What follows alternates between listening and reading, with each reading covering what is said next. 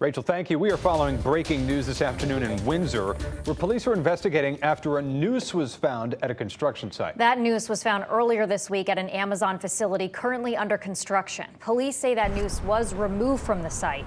Employees were notified about the incident. This morning, police found several more ropes that could be seen as nooses. They're now DNA testing them to identify any potential suspects.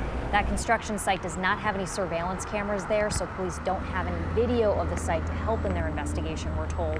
We are gathering more details on this breaking news. Fox 61's Jill Knopka will have much more with a live report next hour on the News at 5.